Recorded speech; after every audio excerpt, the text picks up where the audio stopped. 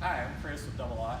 Today we're going to install our tinted polycarbonate roof on our 2018 Polaris RS1. When you get your roof, the first thing you want to do when you unpackage it is just make sure all your hardware is there. And then before you install it, make sure you peel the masking off of both sides of the roof.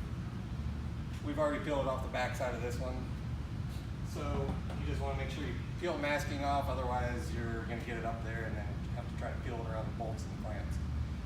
After you pull your masking, go ahead and put your clamps on your roll bars just in a general location where they're going to mount. You're going to have 2 in the front, 2 back towards the rear, and then 2 on the crossbar.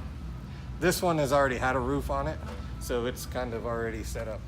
So when you put your clamps on, the 2 front clamps, you want the bolt on the inside of the cage. These clamps, your bolt needs to be on the outside. And then these 2 rear clamps across the crossbar, the bolt needs to be on the back side of those.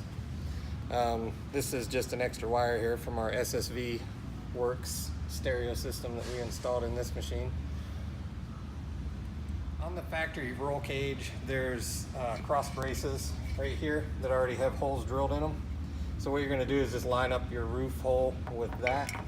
Stick the longer bolt, which is a 1-inch bolt, with a washer on it, through there, and then these well nuts, you're just going to take one of those and thread it onto your bolt.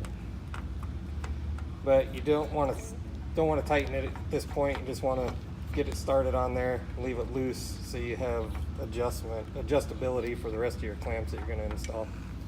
So do that on both sides, and then we'll move on to the mounting the clamps. Okay, now we're going to install the hardware and the remainder of the clamps. So what you want to do is take your bolt with a washer, stick it through the roof panel into the clamp, and then onto the rest of the clamp, and just again put a nut on it, get it started. Don't tighten it yet, and do that for the remainder of the clamps. Once you get them all bolted in, then you can set your adjustment on the roof. If you have a gap in the back, it's most likely because this plastic stock roof needs to be adjusted. We found that doing this, they're all adjusted differently. So what you would want to do is loosen up the 2 bolts on the top in the hard plastic roof, and then on the inside here there's 2 more bolts.